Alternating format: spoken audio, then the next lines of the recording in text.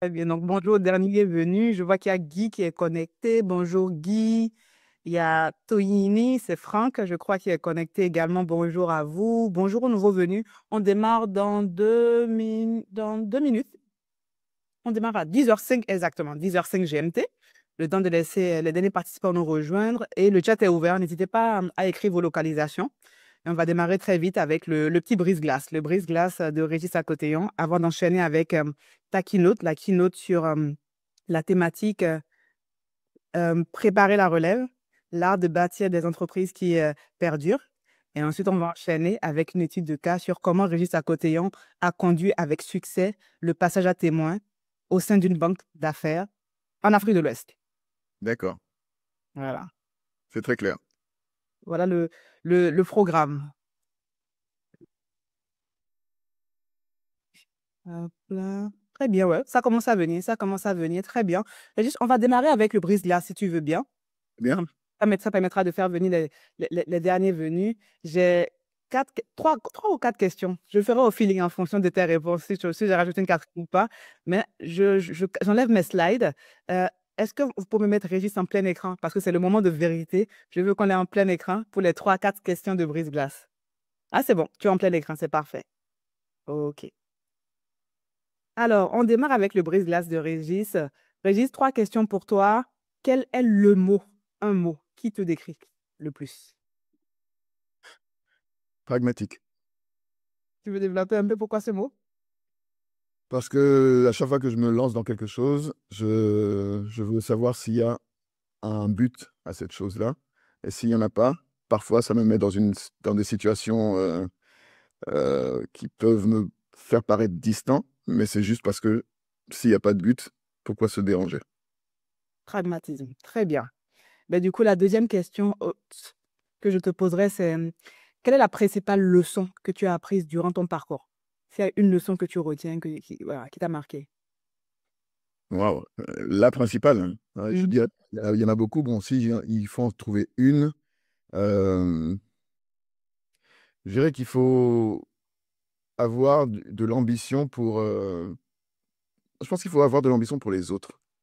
C'est pas courant de dire ça, je pense, mais c'est pour les autres. Parce que, à mon sens, quand on aide les personnes autour de nous et les organisations autour de nous à atteindre leurs objectifs, en fait, on les aide on s'aide aussi à avancer. Et ce que j'ai appris, c'est que il faut être généreux et ambitieux pour les autres. Je sais pas si je peux être plus clair que ça. Si, si, parce que justement, comme tu as dit, c'est pas courant. Je m'attendais à justement avoir de l'ambition, voilà, parler de soi-même, mais pour les autres, ouais, se tirer vers le haut, se tirer vers le haut ensemble, quoi. Ouais, vers le haut ensemble, oui. Ouais, ouais. Ouais, il y a quelque chose qu'on ne fait pas assez en Afrique, on en reparlera tout à l'heure, justement. On parlera. Ma troisième question pour toi, c'est quel conseil tu donnerais au Régis d'il y a 20 ans, si c'était à refaire? À celui-là, je lui dirais que on n'est jamais arrivé. On n'est jamais arrivé. Il y a 20 ans jour pour jour, j'étais patron d'une boîte multinationale et j'avais des cheveux. Et très honnêtement, je bossais énormément et je pensais que plus on travaillait dur, plus c'était nécessaire que la croissance soit installée durablement, que tout soit fait. Mais en fait, j'ai appris une chose, c'est qu'on est dans un perpétuel recommencement et, et c'est ça qui fait grandir les gens, en fait. En fait, à ce jeune Régis d'il y a 20 ans, je dirais, je lui, J'aime. je lui dis bonjour, mais on n'est jamais arrivé. Il faut toujours continuer. Mais du coup, quand tu dis on n'est jamais arrivé et qu'il faut toujours continuer, est-ce que c'est aussi un message dans le sens il ne faut pas non plus être trop pressé ou bien il ne faut pas non plus être trop ambitieux, il faut cadencer. En fait, est-ce qu'il y a une notion de rythme à prendre? Parce que tu disais, tu étais patron d'une multinationale, tu as perdu des cheveux. Donc, les sacrifices que tout ça a coûté. Ouais. Mais en fait, quand je dis qu'on n'est jamais arrivé, c'est que on est beaucoup à se dire, voilà, j'ai atteint le poste que je voulais, donc je reste là et je reste là à vie. Ça y est, c'est même en lien avec le sujet qui nous ramène aujourd'hui, Hmm. qui nous rassemble aujourd'hui. Mais quand je dis ça, c'est que euh, chaque étape de la vie a a ses leçons, en fait. Et que à chaque fois, ben, il ne faut pas avoir peur de repartir à zéro pour réapprendre les leçons. Et pour repartir à zéro, ben, il faut se départir de ce qu'on a accumulé sur le chemin qui n'était pas essentiel. Et plus on avance, en tout cas c'est mon avis, hein, plus on avance, plus on va vers son propre essentiel. Tout à fait. C'est un message, je pense, qui va parler à Guy. Guy, je te fais un petit clin d'œil parce qu'on a parlé récemment de le coût du succès. La notion de, tu vois, le succès a un coût financier, mais c'est aussi un coût en termes de sacrifice. Et Guy, qui est connecté actuellement, nous disait, quand je suis rentrée à Cotonou, j'étais beau gosse, j'avais pas de ventre et j'étais pas stressée. On en parlera après, Guy. Je pense que c'est un peu dans cette lignée-là. Oui, et puis je regarde toujours j'aime beaucoup regarder les dirigeants quand ils entrent en fonction, parce que bon, j'en accompagne beaucoup qui entrent en fonction, mais, et à leur sortie de fonction. Et c'est la même chose sur le plan politique, hein. Quand vous regardez quelqu'un qui vient d'être élu fraîchement et que vous le regardez à la fin d'un mandat ou de deux mandats, vous vous rendez bien compte que la personne, elle a mûri, hein. Tout à Ah, fait. elle a changé complètement. Tout On n'est à jamais fait.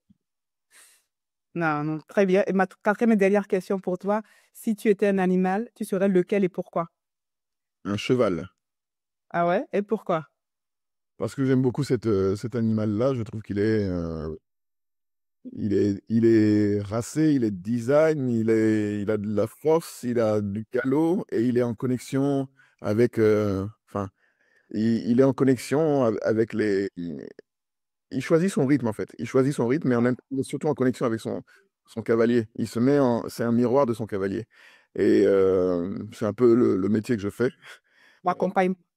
Oui, j'accompagne et du coup, je dois comprendre en fait quelles sont les réalités de la personne que j'accompagne pour pouvoir l'amener plus loin, au galop, au trot, enfin, au pas. Au pas. Très bien. Écoute, merci Régis pour ces brises-glaces. Je résume pour ceux qui n'ont pas suivi le début. Régis a cotillon en quatre questions clés. C'est le pragmatisme, en un mot, le pragmatique, si on peut même dire. La leçon qui a marqué ton parcours, c'est le fait d'avoir de l'ambition pour les autres et accompagner les autres à atteindre leurs objectifs, pardon.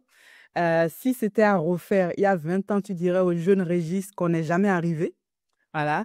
Et il ne faut pas avoir peur de repartir de zéro et de réapprendre. Et enfin, si tu es un animal, l'animal qui te caractérise le plus, c'est le cheval. Le cheval parce qu'il a choisi son propre rythme et surtout, il est le miroir de son cavalier. Donc, ça fait encore un clin d'œil à la notion d'accompagnement qui est ce que tu fais aujourd'hui. Bien résumé? Bah, très bien résumé.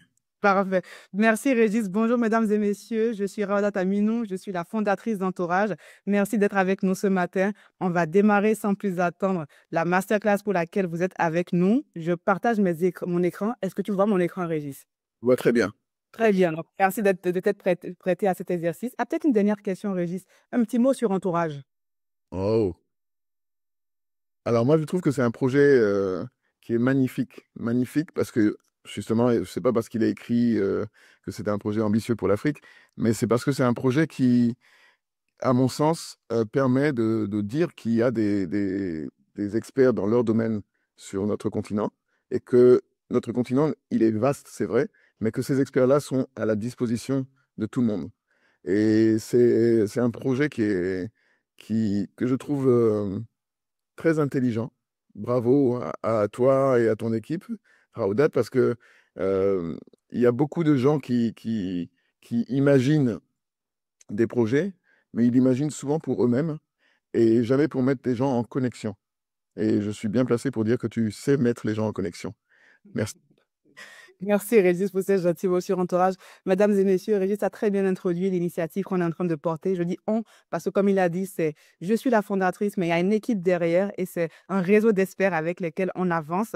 Entourage, c'est quoi? Si vous, mesdames et messieurs, vous avez un projet d'entreprise, un projet de carrière pour l'Afrique, sur l'Afrique, et que vous avez besoin de conseils fiables, notre message pour vous aujourd'hui, c'est d'arrêter de chercher. Vous avez l'ambition, nous avons les experts.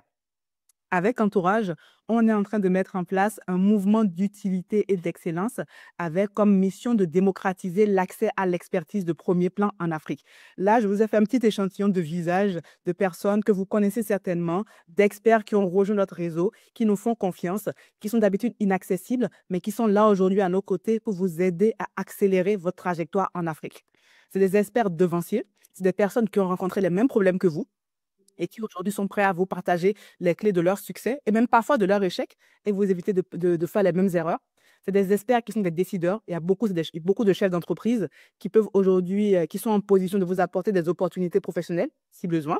Et enfin, c'est des experts qui sont des facilitateurs, qui connectent aux bonnes ressources, aux bonnes personnes en fonction de votre besoin et de votre projet. Tout ça se passe sur www.entourage.africa pour aller à la rencontre et être connecté avec nos experts. Aujourd'hui, on a un réseau de plus de 90 experts de premier plan qui ont en moyenne une vingtaine d'expériences en Afrique et qui sont là pour mettre leur savoir-faire au service du continent. Ces 90 experts, chaque mois, on essaie de rajouter 4 à 5 experts qu'on trie sur le volet. C'est un vrai travail de due diligence et de, de, de, de d'investigation qu'on mène pour trouver ces experts. Ils ont aujourd'hui à eux tous, ils couvrent aujourd'hui plus de 30 secteurs sur le continent. Ils ont travaillé dans plus de 35 pays sur les 54 du continent. Globalement, c'est pour dire quoi? Peu importe le besoin que vous aurez, je suis quasiment sûre qu'il y a le bon expert pour vous aider sur Entourage. Et c'est notre travail au jour le jour d'aller ramener les experts qu'il manque. Ça se passe sur www.entourage.africa. Et comment ça marche concrètement? C'est une plateforme où vous venez réserver des appels vidéo payants de 30 à 60 minutes avec ces experts de premier plan et vous obtenez en retour des conseils personnalisés pour développer votre carrière ou votre entreprise en Afrique. Dorénavant, vous accédez à ces experts de qualité qui sont très inaccessibles parce qu'ils s'engagent dorénavant à mettre leur agenda à disposition sur Entourage. Vous réservez votre session, vous posez vos questions à l'avance, on leur transmet. Vous obtenez des conseils personnalisés concrets pour avancer beaucoup plus vite et ainsi vous atteignez vos objectifs rapidement et facilement. Avec Entourage, c'est fini les doutes et les décisions à l'aveugle. C'est rapide, c'est fiable et c'est ancré localement. Il y a plusieurs clients qui nous font déjà confiance, qui sont accompagnés par nos experts. Vous pourrez voir tout ça sur la plateforme, tous leurs témoignages qui nous font chaud au cœur à nous et à nos experts. Et ils ressortent de leur session Entourage boostés, éclairés, capables d'oser pour avancer plus vite. Et tout récemment, on s'est rendu compte que tout le monde n'était pas encore forcément prêt à parler à nos experts, soit parce qu'ils n'ont pas encore des questions, ils ne savent pas encore comment les aborder. Il y a beaucoup de timidité parce que vous, experts Régis, vous intimidez les gens. Moi, j'ai plein de clients qui disent on a peur de paraître bête devant eux. Donc, il y a plein de clients qui n'osent pas aller à votre rencontre, hein, tu sais. Ouais, il faut pas avoir peur, hein. J'ai pas de cheveux. En tout cas. Et donc, c'est pour répondre à ces clients qui ne sont pas encore prêts, qui ont besoin de comprendre comment aborder les experts, qu'on a lancé notre nouveau produit Entourage Plus, qui est votre espace de réussite globalement parce qu'on va vous aider à répliquer le parcours des vrais succès en Afrique. On va décrypter avec vous, avec les experts, on va décrypter les stratégies de succès, les coulisses de leur succès qui a fait qu'aujourd'hui, ils sont reconnus comme les meilleurs de leur domaine en Afrique. On vous met à disposition à travers un abonnement mensuel ou annuel, on vous met à disposition cet espace où vous viendrez chaque semaine découvrir des études de cas et plans d'action détaillés de parcours de nos experts pour mieux comprendre comment aller les aborder sur Entourage ensuite. On vous met à disposition le replay complet de ces masterclass avec les supports et vous avez également accès à une communauté privée de personnes, de professionnels comme vous et moi qui sont ambitieux, qui veulent aller beaucoup plus vite et qui veulent se tirer vers le haut. Je rejoins le message de Régis, avoir de l'ambition pour les autres. C'est ce qu'on fait sur Entourage Plus. Et enfin, vous avez un accès privilégié pour leur poser vos questions en petit comité, dans un premier temps, avant d'aller sur Entourage Plus pour ceux qui ont encore le doute. Voilà ce qu'on fait sur Entourage. On vous met à disposition ce mouvement d'utilité d'excellence pour aller plus vite et plus loin ensemble. Et tous les samedis, chacun de nos experts joue le jeu et passe autour de la table pour nous éduquer, nous élever, nous former sur sa thématique d'expertise. Et ce samedi, c'est M. Régis Akotéyan qui nous fait l'honneur d'animer notre première masterclass de la rentrée sur la thématique Préparer la relève, l'art de bâtir des entreprises qui durent. On est ensemble pour environ 1 heure. Régis, la parole est à toi. Merci, Raudat. Merci beaucoup. Je te laisse introduire ton parcours le temps que je projette les slides. Ça marche. Bah, écoutez, je suis Régis Akoténian. Pour dire les choses simplement, enfin en 3 points, pour que vous appréhendez mieux la bête que vous avez en face de vous, là, c'est que en 2005, je dirige un cabinet qui s'appelle Techno5, qui est spécialisé entre autres, dans la gestion des infrastructures informatiques et des infrastructures pharmaceutiques pour les salles de marché d'une part et d'autre part pour l'industrie pharmaceutique en France, au Canada, aux États-Unis. Une boîte de 125 collaborateurs et qui a été vendue plus tard au groupe Manpower et en 2012. Et depuis, je me suis consacré à une autre de mes passions qui est la musique, hein. Je suis musicien également. Et cette musique m'a amené à produire un festival qui s'appelle Afrique en scène, à produire également de la musique pour d'autres supports, hein, je produis de la musique pour, pour de la publicité, pour des agences de publicité, euh, des marques de voitures, des marques, enfin bref, je produis de la musique. Et de ce côté-là, j'en tire une grande satisfaction parce que c'est de la création, c'est aussi du leadership. Euh, et en même temps, c'est une manière de travailler d'autres talents que je n'ai pas que je n'ai pas, comment dire, l'occasion d'exprimer peut-être en accompagnement classique. Et en 2017, je rejoins un cabinet qui s'appelle Visconti, spécialisé dans l'accompagnement des dirigeants, des conseils d'administration, etc., mais qui est très européen. J'ai de super années passées là-bas à apprendre ce métier d'accompagnant de dirigeants. Et ce métier, aujourd'hui, je le fais en Afrique par mes convictions profondes, parce que je pense que l'Afrique, c'est un continent ce n'est pas juste un continent ou un marché pour les autres, c'est une puissance en construction. Et pour construire, en fait, il faut venir sur le terrain et accompagner les personnes qui font le quotidien de ce continent. Donc c'est pour ça que je suis ici. Et, et voilà, voilà, en quelques mots. Bah, merci Régis pour cette présentation de ton parcours. Donc, les slides sont prêts pour ta keynote sur la thématique l'art de préparer la relève. Ça marche. Merci à tous, bonjour à tous, et bonjour pour votre présence ce matin pour un sujet qui est important, en tout cas qui est important à mes yeux. Et je pense que si vous êtes là, c'est que ça vous parle quand même un peu, ou en tout cas je l'espère, et que ça vous parlera en tout cas à la fin de cet échange. Euh, je vais commencer par un aspect contextuel et culturel. Nous sommes en Afrique, en tout cas pour ceux qui nous regardent, et en Afrique, nous avons souvent la culture du chef. La culture du chef, c'est quoi? C'est qu'on met chef au niveau presque de Dieu. Le chef, c'est celui qui a parfois le droit de vie ou de mort sur ces sujets. Il est plus fort dans l'intellect africain que le Chief Executive Officer qu'on entend dans les contrées occidentales, parce que le chef, c'est celui qui... On arrête même sa prière pour venir s'il appelle. Et c'est très bizarre, mais c'est très, très, très africain et très ancré culturellement. Mais le chef, c'est aussi celui qui n'est pas euh, au courant, en tout cas, qui ne connaît pas son successeur en Afrique. C'est culturel. Et quand on a dit ça, on comprend que ça peut être aussi un frein, un vrai obstacle pour le leadership durable quand on parle de l'entreprise. Parce que celui qui ne connaît pas son successeur, naturellement, pourquoi il va le préparer? Et donc, quand on arrive dans l'entreprise, c'est ce qui se passe. C'est on est imprégné, nous, Africains, on est imprégné de cette culture-là. Le chef, c'est le chef. Il dit, on fait. C'est tout. Et le sujet qui nous aborde, qui nous rassemble ce matin, c'est que cette culture du chef, il faut réussir à la lire autrement et l'adapter à nos entreprises pour que nos entreprises épousent un succès durable. Vous me suivez toujours. Donc, Oui. à partir de là, il y a une conviction profonde qui est la mienne, c'est que une entreprise n'est pas solide du tout, mais elle n'est pas solide si elle meurt avec son fondateur. Et c'est un exercice auquel je me prête souvent avec les personnes que j'accompagne, euh, qu'ils soient dirigeants de longue date ou dirigeants ou juste un dirigeant qui prend ses fonctions. Je l'amène toujours à à se demander pourquoi il peut prendre des congés, pourquoi il doit s'effacer et laisser les personnes de sa boîte respirer et se mettre en place parce que le meilleur test, c'est de savoir qu'on est absent, mais que notre entreprise continue de tourner. Et je ne fais pas ça pour rien. J'ai eu sur mon parcours des expériences qui m'ont amené à réfléchir ainsi, notamment une au Sénégal qui m'a profondément marqué, où un dirigeant que j'ai salué le matin, qui m'a introduit dans sa boîte, l'espace d'un week-end a disparu.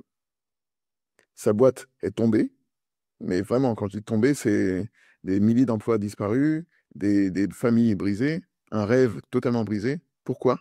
C'est pas à cause du marché. La boîte était florissante, prospère. Ce n'est pas du tout à cause du marché, mais c'était à cause du fait qu'il n'avait pas anticipé sa succession. Et ça, aucun de nous n'est au-delà de ça. On est tous confrontés aux mêmes exigences de la vie. On venait un jour, mais on part un jour. Et ça, ce qu'on fait entre les deux, c'est parfois des projets culturels, c'est parfois des startups, c'est parfois des associations, c'est parfois des entreprises, des multinationales, peu importe. Mais ce qu'on crée, on ne le crée pas pour nous, on le crée pour que ça dure. Et, et quand je regarde un peu plus, avec un peu plus de recul, tout ça, je me dis, mais on a tous les enseignements autour de nous et on n'en prend pas acte suffisamment. Nous avons des grandes puissances, la Chine pour ne pas les citer, ou les États-Unis ou encore Singapour, qui ont conçu des colonnes vertébrales stratégiques pour, euh, pour essayer de passer à travers les générations, pour durer au-delà d'une génération. Et nous, en Afrique, nous avons le continent le plus riche, nous avons la jeunesse, une des jeunesses les plus créatives, nous avons une jeunesse très dynamique, et pourtant nous brillons souvent dans l'instant, et jamais pour durer, jamais pour construire l'avenir. Et donc ça m'interpelle souvent, et c'est pour ça que je dis que vaut le succès d'aujourd'hui s'il n'est pas transmis demain. Factuellement, ça veut dire quoi? Factuellement, c'est que nous sommes sur un continent où 20% des entreprises que nous créons atteignent la seconde génération. 20%, ça veut autant dire très peu, à peine 2 sur 10. Et ça va encore plus loin quand on dit qu'il n'y a que 10% de nos entreprises qui atteignent la troisième génération. À peine 1 sur 10. La conséquence de tout ça, c'est que les emplois sont détruits, oui. Nous perdons énormément d'emplois, nous fragilisons énormément de familles, et nous avons des secteurs qui sont en berne, qui sont affaiblis. Pourquoi? Ben parce qu'ils n'ont pas réussi à mettre des fondations. Ils n'ont pas réussi à enfoncer des fondations qui peuvent durer dans le temps. Et donc, du coup, ben, ça laisse la place à des acteurs étrangers qui viennent, qui sont structurés et qui viennent ramasser la mise. C'est uniquement ça. Donc, stratégiquement, on a du progrès à faire. Et ce point-là, ce point de transmettre, euh, de transmettre un flambeau, j'appelle pas ça un héritage, mais transmettre un flambeau, pour moi, c'est essentiel. Parce que transmettre le flambeau, ça veut dire quoi? Ça veut dire que nous participons à construire des dynamiques et euh, des dynasties économiques fortes qui durent dans le temps et du coup qui solidifient nos sociétés, qui solidifient nos États, qui solidifient nos économies et qui font de ce continent un continent, comme je le disais tout à l'heure, un continent non pas de potentiel, mais un continent de puissance. Pour y arriver, 3 principes fondateurs. Alors je dirais, euh, pour utiliser une formule un peu plus marketing, oui, il faut commencer tôt. Commencer tôt pour ne pas pour prendre le risque de, de ne pas tout perdre. Et si je dois le dire mieux, je dirais commencer tôt pour, pour gagner, quoi. Commencer tôt pour gagner, pour réussir, tout simplement. Euh, la transmission stratégique n'est pas du tout une... c'est pas ponctuel. C'est pas un événement ponctuel. La transmission stratégique, quand on parle de ça, on parle de quoi? On a recruté quelqu'un, on l'a identifié comme haut potentiel pour son entreprise et on l'a observé. Donc, on a documenté des choses et on va le former. Mais avant de le former, on va le désigner. On l'a désigné, on l'a formé, on l'a accompagné. Mais il faut lui laisser le temps aussi de rentrer dans les costumes du dirigeant. Rentrer dans les costumes du dirigeant alors que le dirigeant lui-même est là, c'est pas évident. Donc à un moment, il va falloir aussi le légitimer face à ses pairs, face à nous-mêmes, face à nos administrateurs, face à nos clients, nos fournisseurs, mais aussi et surtout face à nos équipes, nos collaborateurs. Et ça, c'est quelque chose qu'on qu'on ne prend pas vraiment au sérieux et qu'on prend très à la légère. Parce que les personnes qui rentrent et qui, dans nos boîtes, elles nous observent. Elles observent la manière dont nous travaillons, elles observent notre exemplarité, elles observent notre authenticité, et elles vont faire quoi? Elles vont faire comme nous demain. Elles vont s'en inspirer. Ça prend du temps. C'est pour ça que je dis que commencer tôt, ça nous permet de durer. Et pas d'arriver au dernier moment, quoi. La transmission de témoins, c'est un processus. Et un processus, ça prend du temps. Le deuxième point, c'est transmettre la mission. Quand je dis transmettre la mission, beaucoup de personnes, à chaque fois qu'on entend le mot transmission, les gens parlent de patrimoine. Et d'ailleurs, plein de financiers se sont engouffrés dans cette brèche. Des avocats aussi. Et on parle de patrimoine parce que oui, c'est un business, bien sûr. Ça permet de transférer de la richesse d'une personne à une autre, d'une génération à une autre. Mais avant de parler de patrimoine, euh, la transmission, pour moi, ce n'est pas un fauteuil qu'on donne à quelqu'un. Ce n'est pas non plus une carte de visite. La transmission, quand on parle de prendre la relève, c'est un flambeau. Mais le flambeau, c'est quoi? C'est l'ambition qu'a le fondateur dans sa tête. C'est les valeurs qu'il a. C'est l'histoire de l'entreprise. C'est les process internes de l'entreprise. C'est ce que nous voulons être demain. Et ça, quand on l'a compris, on comprend bien que transmettre, la transmission, c'est transmettre une mission avant toute chose. Et ça me fait penser à une expérience, une anecdote que j'ai vécue il y a quelques années, où je suis en train de visiter une maison en Champagne, une maison qui produit du champagne. Et donc, c'est la troisième génération. Et l'héritier, en tout cas le patron à l'époque de ce lieu, a sensiblement, allez, le même âge que moi. Et je comprends que ça a été un héritage. Il a repris le business familial et à un moment, il nous laisse. Il nous laisse avec une dame. Et cette dame nous fait rentrer dans un bureau, une vieille dame, dans un bureau. Et dans ce bureau, il y avait des images partout, des photos partout encadrées. J'avais jamais vu un bureau avec autant de photos. Et ce bureau-là, il était magique parce qu'il racontait quoi? Il racontait l'histoire de la boîte. On voyait les fondateurs, on voyait le terrain vierge où nous étions. On voyait, elle nous expliquait en même temps qu'ils ont hypothéqué leur maison, ils ont pris beaucoup de risques pour faire en sorte que cette mission-là soit aujourd'hui dans les mains du fils qui nous faisait visiter son domaine. C'est pour vous dire que la culture qu'on transmet, c'est aussi bien une culture de, de résilience, c'est une culture de rigueur, mais c'est l'histoire des fondateurs. On n'oublie pas les fondateurs. C'est l'esprit des fondateurs, en fait, qu'elle nous transmettait ce jour-là. Et c'est un peu imagé, mais pour moi, c'est exactement ça. Si on n'a pas compris l'esprit des fondateurs, comment on va faire pour tenir le flambeau? On ne peut pas le tenir. Et d'ailleurs, le fondateur ne nous donnera pas le flambeau. Parce qu'il sait qu'on n'est pas capable de comprendre où il voulait l'amener. Et donc, la transmission, c'est transmettre une mission.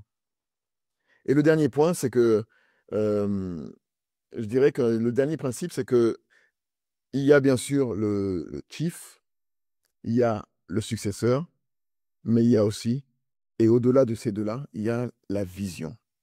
Parce que la vision doit être au-delà du leader. Au-delà du leader, pourquoi? Parce que si nous ne regardons pas ensemble dans le même sens, nous ne pouvons pas travailler côte à côte pour avancer sur le même chemin. Et donc une vision partagée, c'est une vision, c'est ce qui nous lie, c'est ce qui relie les générations entre elles. Et tant qu'on n'a pas partagé notre vision, on ne sait même pas où on veut amener l'entreprise, en fait. Et si cette vision reste dans notre tête et qu'on disparaît, ben, l'entreprise disparaît avec nous. Parce qu'on se considère comme un pilier fondateur. Mais lorsque le pilier fondateur s'écroule, c'est toute la maison qui s'écroule. Parce qu'on n'a jamais pris le temps d'enseigner aux autres à être des piliers eux-mêmes et donc à construire, à placer les briques du reste de la maison. Je, c'est assez imagé, hein, mais c'est volontairement imagé pour qu'on comprenne bien le pourquoi de la transmission.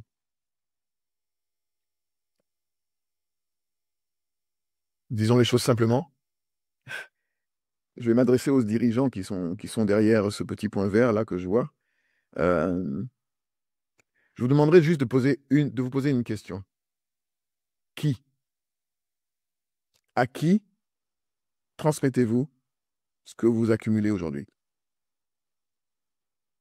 Si vous avez le qui, vous saurez comment l'accomplir et vous saurez pourquoi le partager. C'est le premier truc, c'est le qui. Une fois que vous avez le qui, et ça, je m'adresse maintenant aux leaders, aux jeunes leaders qui sont là, euh, je voudrais que les gens arrêtent d'être... je voudrais que les jeunes leaders, que vous arrêtiez d'être en retrait. Demandez à comprendre la vision. Demandez à être assis aussi aux tables de négociation ou aux environnements stratégiques.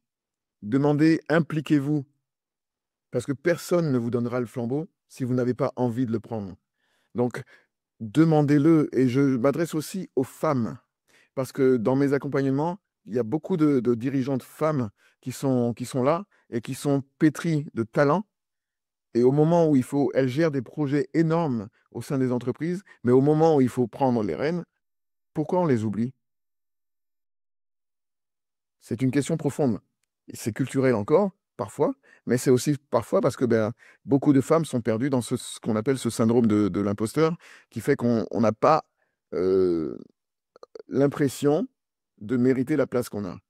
Alors que euh, quand on prend une responsabilité, on prend un flambeau. Ça n'a rien à voir avec le genre, ça n'a rien à voir avec le nom même, ça a à voir avec la mission, encore une fois, comme je le disais tout à l'heure. Et pour l'Afrique, je dirais une chose toute simple. Créons des dynasties qui survivent à leurs fondateurs. Parce que c'est comme ça qu'on crée de la richesse, tout simplement. Et arrêtons d'être juste des, des, des nations à gros potentiel ou avec des champions nationaux. Très bien, mais concrètement, là, on investit, on investit, on investit dans des boîtes, mais ces boîtes-là, si elles ne passent pas à une génération, franchement, à quoi ça sert? Voilà, c'est mon message. Et pour terminer, euh, j'ai une phrase que je dis souvent qui s'affiche à l'écran, c'est qu'avant de penser au succès, pensons aux successeurs. Parce que c'est de notre responsabilité.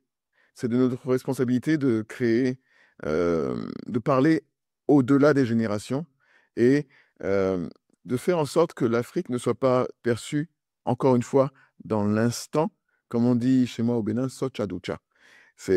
On parle d'une notion très éphémère, alors qu'on est en train de parler de processus longs. Et moi, mon rêve, c'est que l'Afrique soit pensée sur 3 générations au moins, et qu'elle soit organisée sur 5 siècles plutôt que sur 5 ans. Merci à vous. Merci, Régis. Je ne sais pas si tu as vu passer les réactions avec des emojis que les gens envoyaient. Ah, je crois qu'il y a une dernière slide. Ah oui, c'est là, c'est bon. C'est un résumé. C'est un résumé. Avant de penser au successeur, au succès, pardon, pensons au successeur. Très bien. Écoute, merci Régis pour cette keynote, au moins qui met les pieds dans le plat sur ta vision et ta mission. On peut le dire aujourd'hui, c'est ta mission de vie aujourd'hui d'accompagner ces entreprises pour qu'elles pensent à la deuxième, voire troisième génération. Et tu en as fait ton bâton de pèlerin depuis quelques années. Tu peux me dire globalement combien d'entreprises en Afrique ou en Afrique de l'Ouest tu as accompagné dans cette transition-là? Ouh, ça, c'est une bonne question. Euh, J'en ai accompagné pas mal, soit des entreprises dans la transition, soit des dirigeants dans la transition. C'est-à-dire que près de 150 dirigeants accompagnés, mais en même temps des entreprises familiales, parce qu'il ne faut pas confondre, comme je le disais, comme je le dis souvent, il ne faut pas confondre la transmission stratégique avec la succession en elle-même, parce que la succession, on parle de filiation. Et quand on parle de transmission stratégique, on parle de la charge qui est donnée, qui passe du fondateur à un successeur. Et ça, parfois, ça n'a rien de filial. Parfois, c'est juste, enfin, c'est souvent d'ailleurs, que c'est une charge de leadership. Et donc oui, plus de 150 dirigeants accompagnés. Et en termes d'organisation, je dirais en Afrique de l'Ouest, une dizaine, dans Et ce créneau exactement. tout à fait. Et tu as ouvert une brèche là que j'aimerais bien que tu nous clarifies un petit peu avant qu'on passe à l'étude de cas. Tu as parlé de la différence entre la transmission stratégique et la différence entre la succession. Est-ce qu'il y a c'est quoi les éléments principaux, les critères principaux, les différences principales même, je dirais, sur lesquels tu vas attirer notre attention dans le cadre d'une succession qu'on ne retrouve pas forcément dans une transmission stratégique, notamment? Très bonne question. Il y a des dirigeants. J'ai d'ailleurs en ce moment, j'ai trois grandes sociétés que j'accompagne, trois groupes, et ces trois groupes ont trois profils totalement différents. Le premier, dans le premier, il y a cette notion de réussite qui se voit vraiment sur le continent, et il y a donc toute une armada de collaborateurs, et quand on discute de succession, je me rends compte qu'il n'y a pas d'héritier autour de la table, alors que le fondateur a des héritiers. D'accord. Et donc, quand je parle de succession, je parle beaucoup d'héritiers qui vont prendre la relève. Et la grande différence, enfin, je vais y aller méthodiquement. Donc, le premier cas, c'est celui-là. Le second cas, c'est le cas d'une entreprise où le fondateur a ses enfants avec lui, il les a intégrés, il vient de les intégrer depuis quelques années, et ils ont pris des rôles bien précis dans l'entreprise, et ils vont gravir les échelons, et ils commencent à avoir un œil très affûté sur les décisions du père, mais également sur le marché, et puis leur vision actuelle. Ils ont fait les meilleures études du monde, et ils arrivent en Afrique pour prendre la relève. Leur regard n'est pas le même que celui de leur père. Et moi, au milieu de ça, euh, je crée un espace qui s'appelle un conseil familial, qui leur permet d'échanger sur les axes stratégiques de l'entreprise, mais également sur les axes familiaux, parce qu'il y a des choses qu'on ne peut pas dire en conseil d'administration, où ils ont besoin d'avoir ce recul-là. Et ça, c'est une différence fondamentale avec la succession d'un côté et la transmission stratégique. Et de l'autre côté, il y a des fondateurs qui n'ont ni la filiation, ni le successeur désigné tout de suite. Et donc, ils sont en train de regarder, de chercher. Parfois, il y en a qui l'ont trouvé, et d'autres, enfin, en tout cas, la boîte que j'accompagne, l'une des boîtes que j'accompagne là, dans la troisième, elle est dans un mode où elle est actuellement dans une réflexion de qui va être à même de porter le flambeau. Et il y a beaucoup d'appelés, hein, mais il y aura un seul élu. Et Et dans ces cas-là, dans ces cas d'élus-là, c'est en interne qu'on regarde dans son codir ou on est même ouvert à l'extérieur à recruter un talent? ben, ce que je disais tout à l'heure, c'est que ce qu'on veut dans ce genre de cas, c'est prolonger la mission, c'est prolonger la vision. Donc, moi, je ne m'interdis pas du tout à conseiller aux dirigeants de regarder ailleurs. Hmm. Bien sûr qu'on va regarder en interne, parce que la culture, elle est partagée déjà en interne. Mais la vérité, c'est que ce n'est pas une personne et un ego qu'on cherche. On cherche à mettre des potentialités au service de l'entreprise et pas un ego enfin, et pas une entreprise au service d'un ego d'une personne. Donc, ça n'a rien à voir avec le temps que vous avez passé sur les bancs de l'école, de l'entreprise, et encore moins avec, avec l'âge. Et là, je reviens à nos cultures, à notre culture africaine, euh, et encore moins avec l'âge. Ça a à voir avec qui a compris la vision, qui va se donner les moyens de la faire perdurer, qui va respecter l'ambition du fondateur. Je ne dis pas forcément de créer, de continuer la même boîte, mais de continuer ce rêve-là. Mais parce que les boîtes évoluent avec leur temps. Les boîtes Voilà. évoluent avec une boîte qui, hier, qui faisait enfin, du, euh, du liquide vaisselle, par exemple, peut devenir le plus gros industriel du continent parce que les choix stratégiques ont fait que, et que les besoins du moment ont changé la donne. Donc, euh, je ne parle pas de transmettre à l'identique, je parle de continuer le rêve et l'énergie du dirigeant et donc faire grandir cette ambition, l'amplifier. Très clair. Merci beaucoup, Régis, parce que je tenais à ce que tu nous clarifies la différence ou la distinction, en tout cas, qui se fait entre le cas de la succession dans le cas d'une entreprise familiale et le cas de la transmission stratégique où la succession peut ne pas être familiale et peut être du recrutement interne ou externe du successeur. C'est bien ça. Très bien. Ça me permet de rentrer directement dans notre étude de cas, l'interview étude de cas sur comment Régis Akotégnan a conduit avec succès le passage de témoins au sein d'une banque d'affaires en Afrique de l'Ouest. Tu as commencé avec la keynote par nous expliquer les fondamentaux sur l'art de bâtir des entreprises qui perdurent, qui perdurent. Maintenant, on veut prendre un cas concret où tu as accompagné de A à Z une entreprise. On veut décrypter ensemble avec toi comment tu as fait. C'était quoi tes éléments de réflexion, ta stratégie et les résultats obtenus. C'est ça les études de cas entourage dorénavant. Donc, Régis, comment as-tu conduit avec succès le passage de témoins au sein d'une banque d'affaires en Afrique de l'Ouest? Ma première question pour toi, c'est est-ce que tu peux nous raconter en quelques mots ton parcours et ce qui t'a conduit à travailler sur ces enjeux de passage de témoins en Afrique de l'Ouest? Tu as déjà un petit peu abordé cela, mais si tu veux préciser dans le cadre de cette banque-là notamment. Bien sûr.